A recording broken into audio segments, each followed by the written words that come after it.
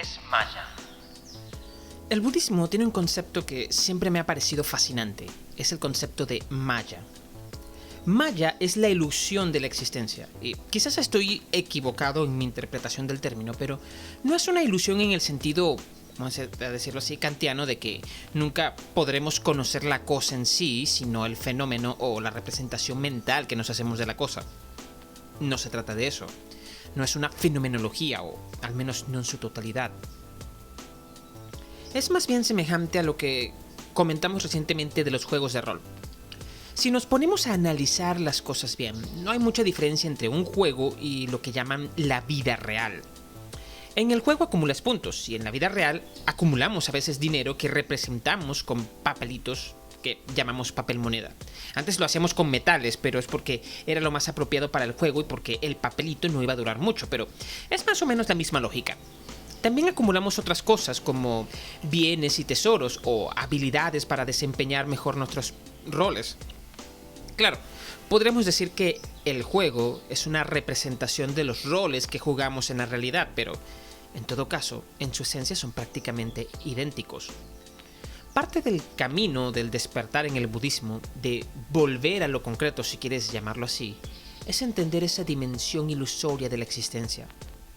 Sí, ser padre o ser madre también es un rol. No estamos diciendo que no sea real. Una ilusión también es real, así como una simulación es algo que existe, es real. Esto no es que sea falso o mentira, existe, está allí. Pero es parte de este gran juego que jugamos todo. Existe como juego, como rol.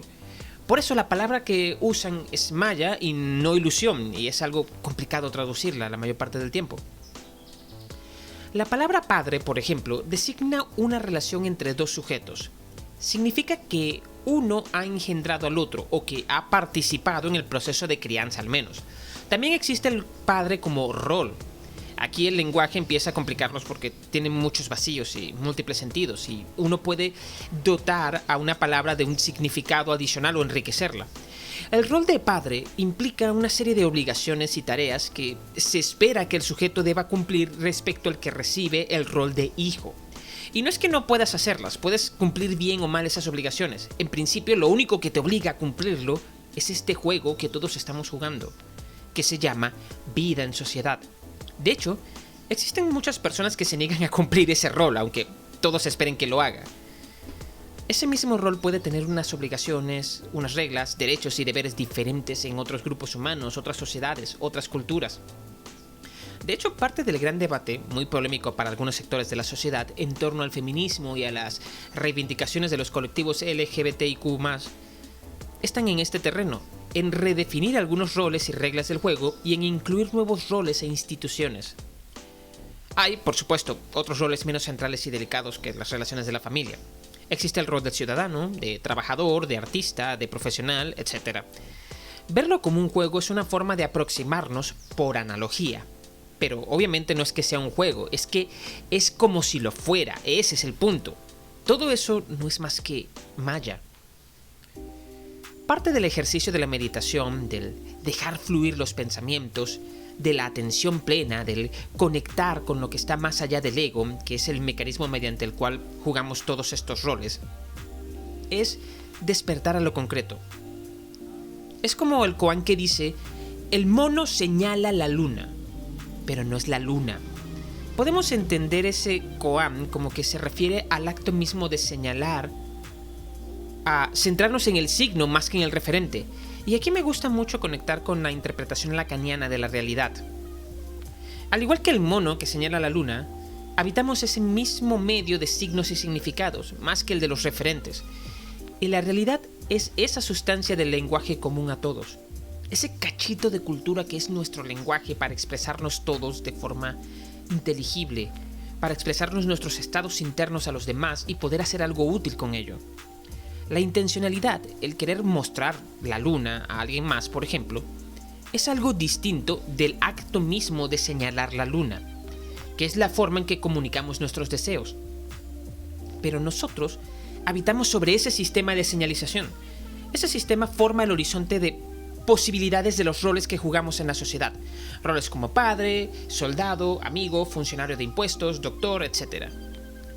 El psicoanálisis y la teoría crítica, y aquí voy con Marcuse, sí, otra vez, insiste en que la preservación de la existencia como sociedad y como individuos exige una serie de tareas necesarias, un mínimo de trabajo, de sufrimiento, de desgaste de fuerza humana de trabajo, como diría Marx.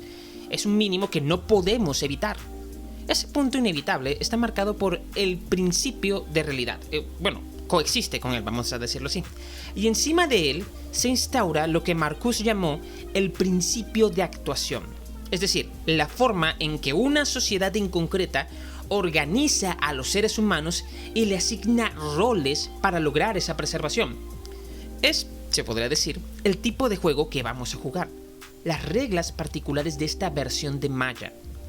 El problema es que ese principio de actuación, en inglés Performance Principle, se ajusta de forma histórica para preservar la estructura social en sí misma, para garantizar la supervivencia de la especie en esa configuración en particular.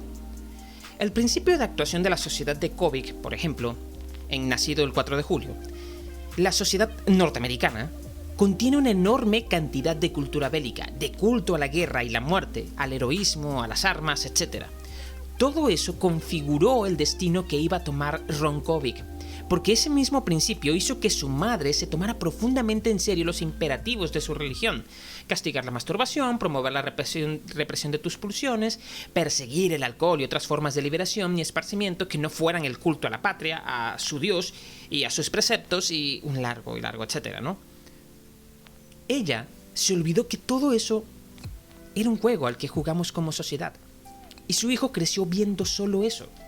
Cuando Vietnam le arrebató su cuerpo, sus piernas, su sexualidad, cuando tiene que volver a lo concreto, a lo que él es, su corporeidad, las sensaciones y aspectos más elementales de lo real, aquello que, según Lacan, escapa o se resiste a la significación, todo eso lo golpean.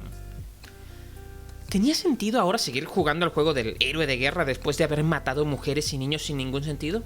¿Tenía sentido jugar al juego del hombre respetable lleno de mérito ahora que no podía caminar o siquiera tener una sexualidad tal como la cultura masculina y machista de su época se lo exigía?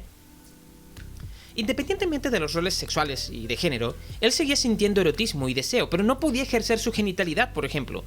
Y esto, para un adolescente virgen que a los 19-20 años es castrado por una bala vietnamita, es mucho más jodido de lo que suena. Este golpe con la realidad llevó a Kobik a rechazar la realidad de su madre y su padre, de los republicanos en el gobierno, de la cultura estadounidense en general. Y él, que se había creído todo el cuento de la lucha contra el comunismo, de Dios y de la democracia, no puede sino gritarle a su madre que esas creencias eran la locura, que él no estaba realmente loco por querer emborracharse y sentirse como un ser humano como todos los demás, o lo que un ser humano se supone que debe ser. Todo eso lo llevó a luchar en contra de lo que años antes había sido el motivo del sacrificio de su cuerpo, y fue detenido una docena entera de veces en medio de manifestaciones antibelicistas, y sentado en su silla de ruedas, tragó muchísimo gas lacrimógeno.